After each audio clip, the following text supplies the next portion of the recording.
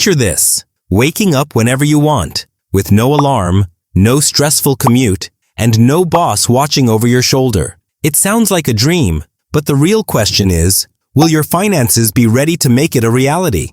Too many people think of retirement as something far off, a problem for future me. But the truth is, the earlier you plan, the better your future will look. According to the Federal Reserve, only 31% of non-retired adults feel their retirement savings are on track. That means nearly 7 out of 10 people may be headed toward financial stress in their golden years. And here's something even more eye-opening. About 25% of US adults have no retirement savings at all. Let that sink in.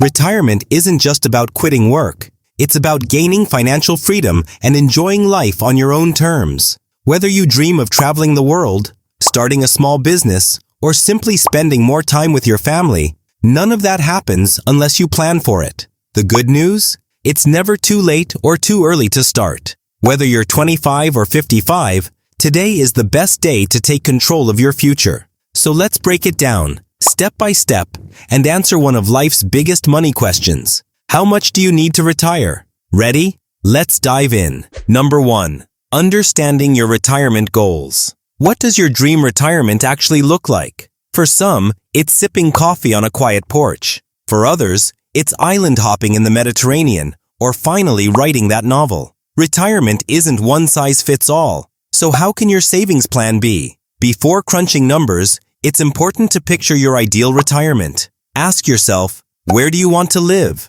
Will your home be paid off? Do you plan to travel often? How's your health? Will you need extra care later on? Are you supporting anyone else? Kids? Grandkids? Or even aging parents? These questions aren't just daydreams. They shape your financial target. Let's say you plan to retire at 62 and live until 90. That's 28 years of living expenses you'll need to cover without a paycheck. If you want to spend $50,000 annually in retirement, you're looking at $1.4 million over that time, not including inflation. And here's something else to think about. The U.S. Department of Labor says retirees typically need 70 to 80% of their pre-retirement income to maintain their lifestyle. So, if you're earning $80,000 per year now, you'll probably need around $56,000 to $64,000 annually in retirement. Now compare that with the average Social Security benefit, just $1,907 per month, or about $22,884 a year.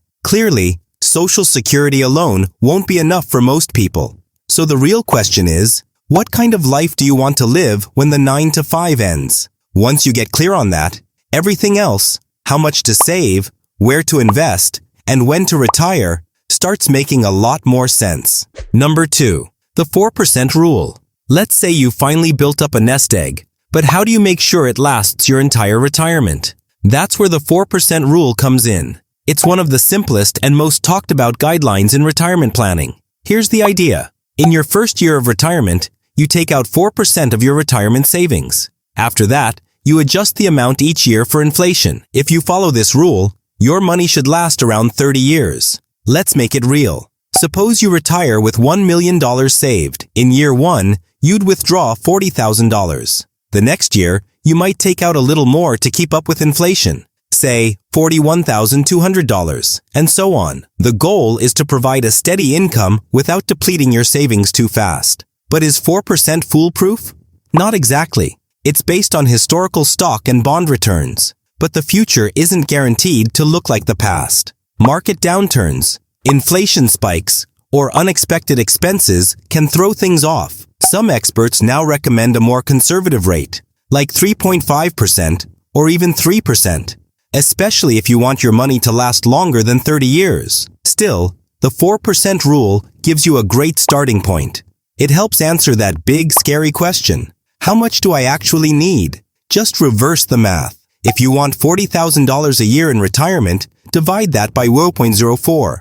You'd need $1 million. Want $60,000 a year? Then aim for $1.5 million. Simple, clear, actionable. Number 3. Factors that affect retirement needs. 2 people can retire at the same age with the same savings, but end up living very different financial lives. Why? Because the amount you need for retirement isn't just a number.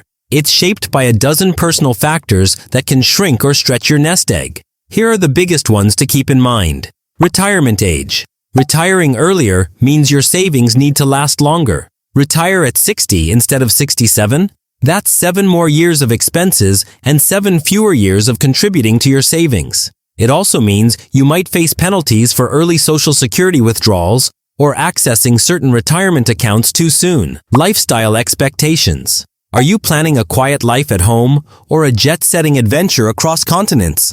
Someone who wants to travel regularly might need 20 to 30% more than someone who prefers simple living. Healthcare costs. This is a big one. As we age, healthcare becomes one of the most significant expenses. Fidelity estimates the average couple retiring today at 65 will need about $315,000 for out-of-pocket healthcare expenses throughout retirement. And that's after Medicare kicks in. Location, location, location. Where you retire matters. Living in a low-cost state or even a different country can stretch your savings dramatically. For example, retiring in Florida or Tennessee could cost far less than retiring in California or New York. Inflation. $1 today won't be worth the same in 20 years. Even with modest 2 to 3% inflation, the cost of living can double over 25 to 30 years. If your savings don't grow at a pace that outpaces inflation, you'll lose buying power over time.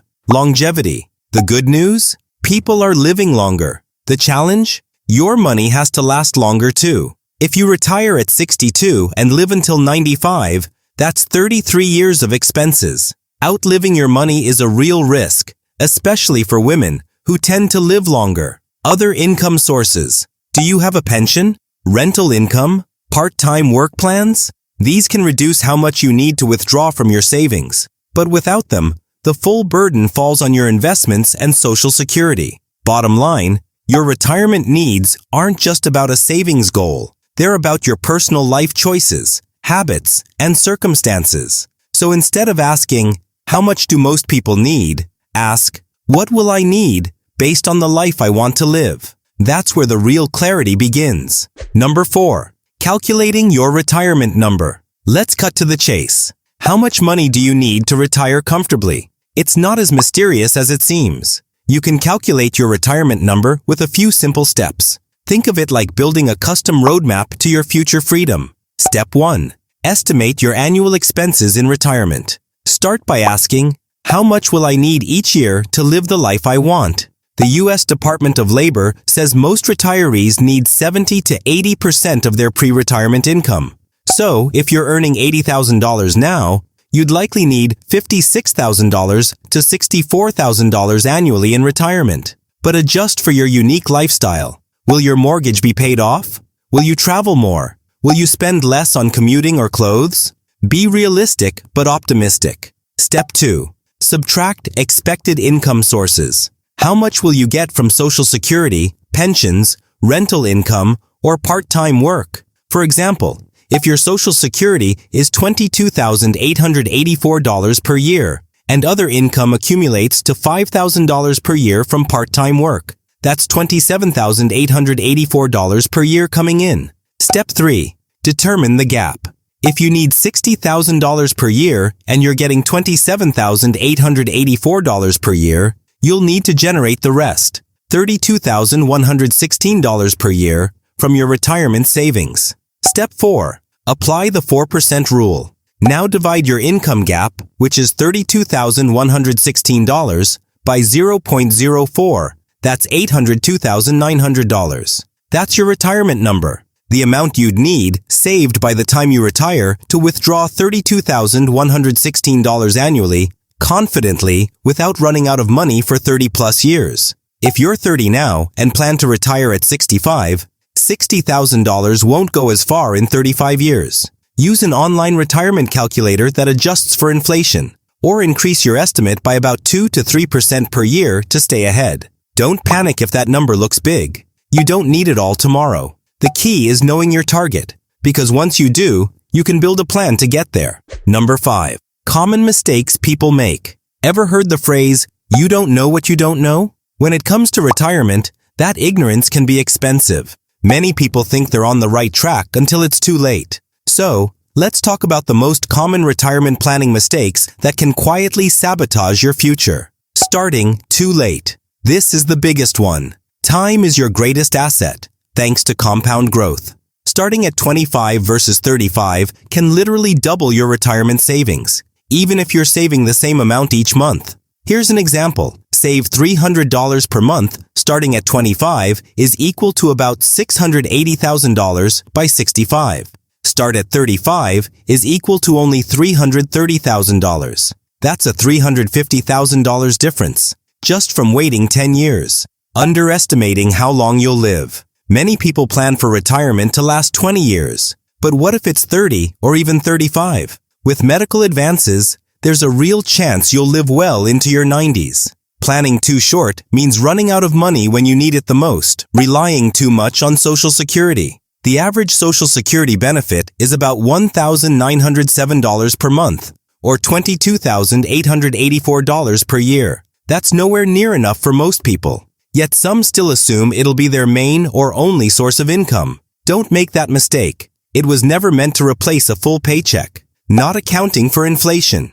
Things get more expensive over time. If you think $50,000 will cover you today, that same amount could feel like $25,000 in 25 years. Many forget to factor this in, and it eats away at their purchasing power. Ignoring healthcare costs. People often assume Medicare covers everything. It doesn't. According to Fidelity, the average couple retiring at 65 will need around $315,000 just for medical expenses during retirement. That's a huge cost most people don't plan for.